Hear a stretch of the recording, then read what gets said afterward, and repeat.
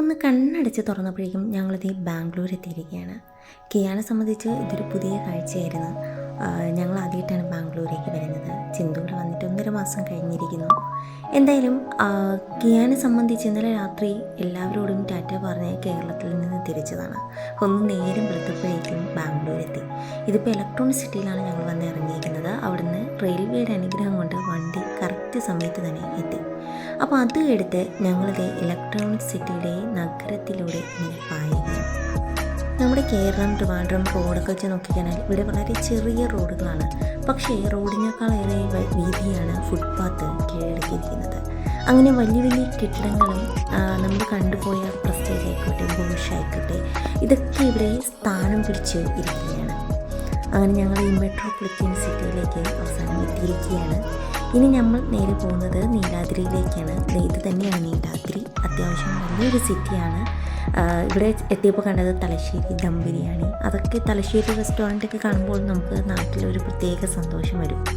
പിന്നെ അത് മാത്രമല്ല, ട്രിവാൻഡ്രം ലുലു മോളിൽ കണ്ട ചെറിയ ചെറിയ മിനി ഷോപ്പുകൾ, വലിയ വലിയ ബ്രാൻഡുകൾ, അതൊക്കെ ഇവിടെ വലിയ ഷോപ്പുകളായിട്ട് തന്നെ സ്ഥാനം പിടിച്ചിട്ടുണ്ട്. അങ്ങനെ ഞങ്ങൾ ഇനി നീലാദ്രിയിൽ നിന്ന് പോകുന്നത് ഹുല്ലഹള്ളിയിലേക്കാണ്.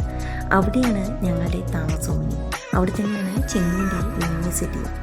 എന്തായാലും ഈ ഒരു നഗരത്തിൽ നിന്നും ഞങ്ങൾ ഗ്രാമത്തിലേക്കുള്ള യാത്ര, അത് പുതിയൊരു കാഴ്ച തന്നെയാണ്. പുതിയൊരു സ്ഥലത്തെത്തുമ്പോൾ നമുക്കെല്ലാം അപരിചിതമായി തോന്നാറുണ്ടല്ലോ. അങ്ങനെ ഞങ്ങൾ മൂന്നുപേരും ആദ്യമായിട്ടാണ് ഇങ്ങനെ വീട്ടിൽ നിന്നും മാറി മറ്റൊരു താമസം മാറുന്നതും. അപ്പോൾ ഞങ്ങൾ മൂന്നുപേരും മാത്രമുള്ള ഒരു ലോകമാണ് ഇനി നിങ്ങൾ കാണാൻ പോകുന്നതും. എന്തായാലും നമ്മളിത് ഹുല്ലഹള്ളിയിലേക്ക് എത്തിയിരിക്കുകയാണ്. ഇവിടെ എത്തിക്കഴിഞ്ഞാൽ മറ്റൊരു പ്രത്യേകത, ഇത് മലയാളികളുടെ ഒരു ഏരിയ ആണ്. ഒരു മിനി കേരളം എന്ന് തന്നെ വേണമെങ്കിൽ പറയാം.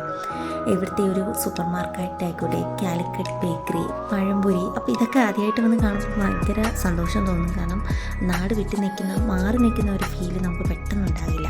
എല്ലാം മലയാളികളുടെ കടകളാണ്. പുഞ്ചിരി, അതുപോലെ ചാക്കപ്പൻ സ്റ്റോറ്, ഇതെല്ലാം മലയാളികളുടെ കടകളാണ്. അപ്പോൾ ഞങ്ങളുടെ ഏരിയ എന്ന് പറയുന്നത് മലയാളികൾ തിങ്ങി നിറഞ്ഞു നിൽക്കുന്ന ഒരു സ്ഥലമാണ്. അപ്പോൾ ഇതാണ് ചിന്തുവിൻ്റെ യൂണിവേഴ്സിറ്റി ക്രൈസ്റ്റ് അക്കാഡമി. അപ്പോൾ ഇവിടെയാണ് ലോയുടെ അസിസ്റ്റൻറ്റ് പ്രൊഫസറായിട്ട് ചിന്തു വർക്ക് ചെയ്യുന്നത്. അപ്പോൾ ഇതിൻ്റെ അടുത്ത് തന്നെയാണ് ഞങ്ങളുടെ താമസം. അപ്പോൾ ഞങ്ങളുടെ വീട്ടിലേക്കാണ് ഇനി അങ്ങോട്ട് പോകുന്നത്. തൊട്ടടുത്ത് തന്നെയാണ് വീട്. കുറച്ച് പൊടിയൊക്കെ കൂടുതലാണ്. അവിടുത്തെ ക്ലൈമറ്റ് വെച്ച് നോക്കുമ്പോൾ ഇവിടെ നല്ല സുന്ദരമായിട്ടുള്ള ക്ലൈമറ്റാണ്. നല്ല അത്യാവശ്യം ഒരു തണുപ്പും കാര്യങ്ങളൊക്കെ ഉണ്ട്. എന്നാലും നമുക്ക് സഹിക്കാൻ പറ്റുന്ന തണുപ്പേ ഉള്ളൂ.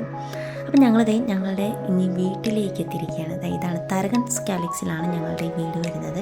ഇതൊരു ചെറിയ ലേഔട്ടാണ്. ഇതിൻ്റെ അകത്ത് ഫുൾ മലയാളികളാണ്. ഞങ്ങളുടെ നെയ്ബേഴ്സ് ആയിക്കോട്ടെ, അതുപോലെ ഓണർ ആയിക്കോട്ടെ, ഫുൾ മലയാളികളുടെ ഒരു ഏരിയയാണ്. ഇവിടെ ചുറ്റിനും നോക്കിക്കഴിഞ്ഞാൽ തെങ്ങ്, മാങ്ങ, ചക്ക, തേങ്ങ, അതുപോലെയുള്ള എല്ലാ സാധനങ്ങളും കാണാൻ പറ്റും.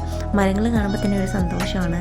നാട്ടിലെ ഒരു ഫീല് നമുക്ക് പ്രത്യേകം കിട്ടുന്നുണ്ട്. അങ്ങനെ ഞങ്ങളിത് വീട് എത്തിയിരിക്കുകയാണ്. അപ്പോൾ ഞങ്ങളുടെ വീട്ടിലെ വിശേഷങ്ങളുമായി നമുക്ക് മറ്റൊരു വീഡിയോയിലൂടെ കാണാം. അതുവരെ ബൈ.